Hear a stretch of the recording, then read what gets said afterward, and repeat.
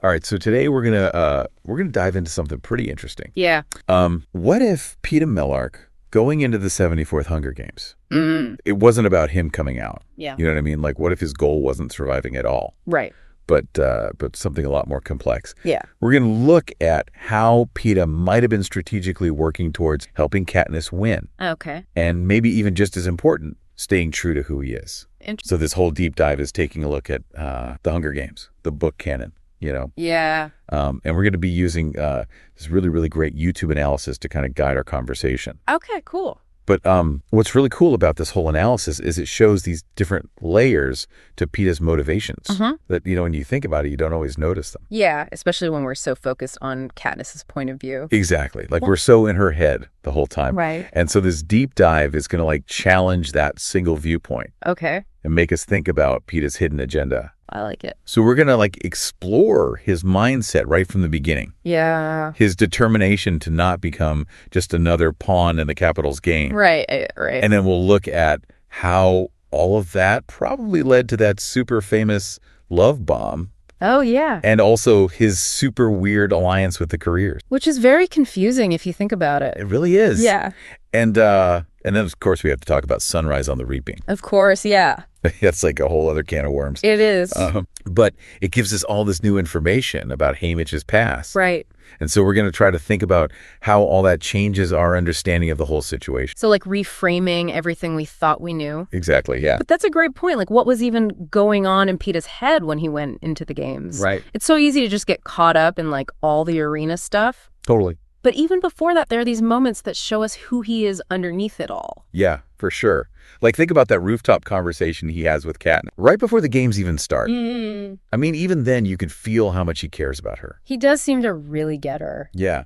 And it feels like it goes beyond just wanting to be allies. Right. It's this deep empathy. Yeah. And this true concern for her well-being. And you know what? I think that compassion is a huge part of why he makes the choices he does later on. I see what you mean. It's he's not just thinking about surviving, he's thinking about something bigger. That makes sense. Yeah. And, the analysis actually points out this one scene in the book. Okay. After the whole interview reveal. Oh, yeah. Where they have this big fight. Right. And it's not just yelling at each other. No, it gets physical. Yeah, Katniss shoves him into an urn. Oh, wow. And it breaks. And he's literally picking pottery shards out of his bleeding hands. Oh. I know. And he's what's that for? While bleeding? Yeah, it's intense. Wow.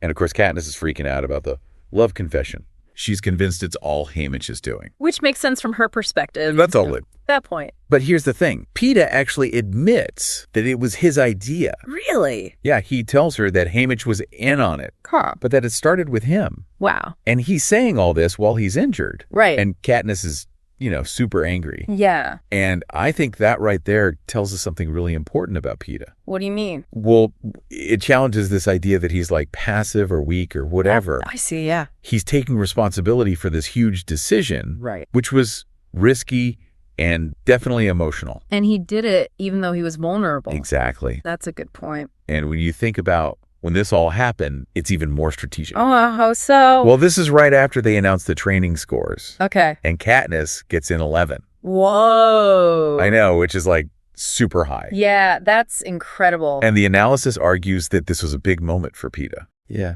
I think it made him realize that Katniss could actually win. Mm. It wasn't just that he had a crush on her. Okay. He was also seeing how skilled she was. All right. I mean, he'd known her for years. He'd seen her with a bow. Mm-hmm. And then they're in the Capitol and she's training and everyone's impressed. Right. And even his own mom, who's not exactly misoptimistic. Yeah. Even she thought Katniss could win. Wow. So everyone's seeing it. Exactly. Yeah. And so for Peeta, who's already so empathetic. Yeah. The analysis suggests that he probably couldn't imagine winning himself. Because of what he'd have to do. Yeah, all the awful things. Okay. And then you add in the fact that Katniss was so clearly a contender. Yeah. I think he decided right then and there to help her. And so he goes to Haymitch. Exactly. Yeah. And he comes up with this plan to make sure she survives. Even if it meant risking his own life. Yeah. Okay, so Peeta decides he wants to help Katniss. Right. But how do you even start to do that in the Hunger Games? Right. It's like a death match. It is. And that's where the love bomb comes in. The infamous love bomb. I know, right?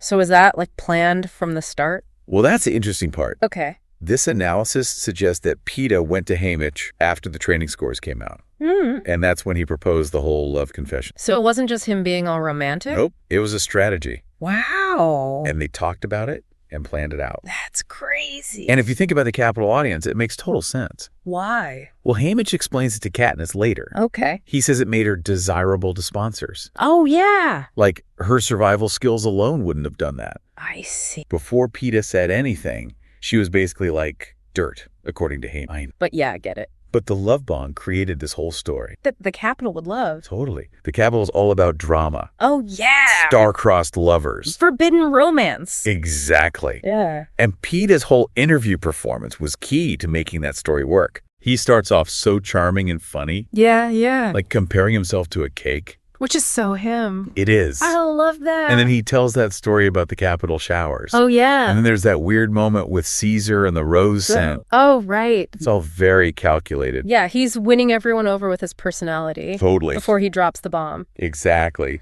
You know, that whole rose thing is really interesting. It is. The analysis talked about how roses keep showing up in the books. Oh, yeah. Like Katniss even gets one at the opening ceremony. Right. It's like this symbol. Yeah, and it seems like Peeta's playing into that on purpose. Like he's speaking the Capitol's language. Exactly. Which is super smart. It is. So then he gets to the confession. The big moment. It's so perfectly done. Yeah, he seems all nervous and hesitant. Yeah, he tells Caesar, well, there's this one girl, I've had a crush on her ever since I can remember. Oh my God. I know, right? So good. And then Caesar's like, so if you win, maybe she'll go out with you. And Peeta says, I don't think it's going to work out. Winning won't help in my case because she came here with me. Whoa. I know.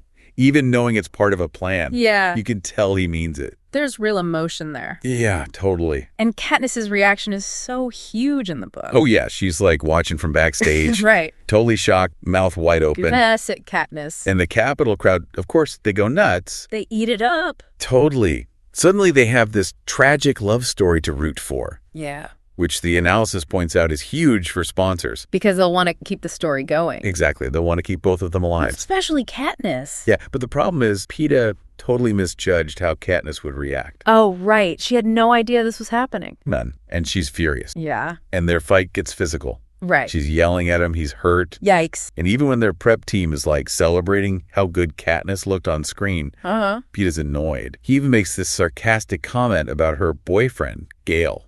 Yeah. He's not happy. So there's this tension between them. Huge tension. Yeah. And you can see how conflicted he is on the inside. Right. He's making this huge sacrifice for her putting his feelings out there for everyone to see. Yeah. And she's angry. So much for a grand romantic gesture. Right. And then he even starts downplaying his feelings, calling it a bluff. Interesting. Why do you think he did that? I think it's partly to protect himself. Emotionally. Yeah. Makes sense. Maybe also to try and control the narrative a little bit. Oh, with the Katniss? Yeah. To like smooth things over? Exactly. That's smart. And Katniss, at first, she tries to stay away from him. Really? Yeah, she even thinks to herself that a kind Peeta is more dangerous than a cruel one. Whoa. I know. That's deep. Because his genuine nature could be a weakness for her. Right. She could let her guard down. Exactly. Yeah. And it's not until they're in the arena and the sponsor gifts start coming in that she finally understands what he did. And she apologizes. Yes, she does. What does he say? He just says, doesn't matter. Doesn't matter. Yeah, all casual, like it's no big deal. But it is a big deal. It is. What do you think that says about it? Well, the analysis connects it to his relationship with his mom. Oh, yeah. She wasn't exactly the warm and fuzzy type. Right. And they suggest that he learned to be resilient to emotional pain. Okay. Like maybe he doesn't feel like he deserves kindness. That's sad. It is. And it's interesting because when they enter the arena, his hands are banded. Right. From Katniss's reaction to his love confession. Exactly. Wow, that's heavy. It is. So, okay, the love bomb is out there. Right, it's creating this whole story that could help Katniss get sponsors. But then Peeta does something that seems completely crazy. What's that? He teams up with the careers. I know. It's like the opposite of what you'd expect. Right. If you're trying to survive, you don't join forces with the strongest tribute. Exactly. So how does that even work? Well, the analysis says that Katniss only figures this out later. Oh, during the recap. Yeah. Okay. And it turns out the careers only let Peeta join them because they thought he didn't actually care about Katniss. They thought he was using her. Yeah, like he was just looking out for himself. Interesting. And they probably figured he could be useful to them later. Like bait? Exactly. Because Katniss would come after him? Yeah, blinded by the sappy romance. Wow. So he's playing them. Totally. But how did he convince them? Well, I doubt he told them about her 11 score. Right. He probably downplayed her skills. Oh, okay, that makes sense. And the analysis suggests that Peeta was probably steering them away from certain areas, too.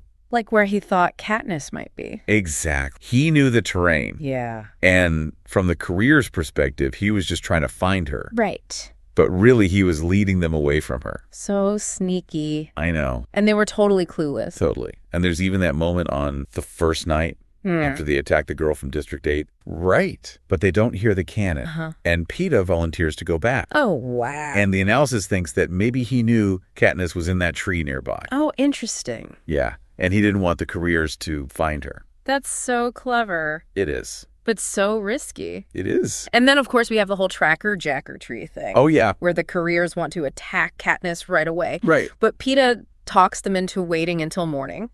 Which gives her time to recover. And plan her escape. Exactly. And the analysis points out that Peeta stays awake all night. Really? Yeah, like he's guarding her. Wow. And then when the tracker-jackers attack, oh, boy. that's when Peeta goes full guard dog mode. Oh, yeah. He turns on the careers. Wow. He yells at Katniss to run. He shoves her out of the way. Like she did to him earlier. Exactly. It's this mirror image. Oh. And then he gets super injured protecting her from Cato. He almost dies. He does. All to save her. And then the game makers announce the two-victor rule. Right, which is a whole other thing. It is, yeah. But you can't deny that Peeta's choices up to that point. And his willingness to sacrifice himself. Yeah. It all made it possible for Katniss to survive. Totally. Okay, so before we go any further, Yeah. we should probably give a spoiler warning. Yeah, big time. If you haven't read Sunrise on the Reaping, Yeah. you might want to skip ahead a minute or two. Seriously. Okay. Sunrise on the Reaping. Right. It gives us this whole new understanding of Haymitch. Yeah. His background, Yep. his connection to District 12, and it changes how we see Peeta's actions. And Haymitch's reaction. Exactly. So what's the big reveal? Well, it turns out Haymitch was super close with Katniss's family. Really? Yeah, he was best friends with her dad. Wow. And he knew her mom. So mentoring Katniss was already a huge emotional thing for him. Yeah, he's carrying all this baggage Totally. of lost friends and family. Yeah. And the analysis also points out that Katniss reminded Haymitch of someone Luella. Oh, yeah, the girl he loved. Yeah, the one he lost during his own game. That's heartbreaking. And I think because of that, Haymitch was even more protective of Katniss. Oh, yeah. Like he felt this obligation to keep her alive. Since he couldn't save Luella. Right. Yeah.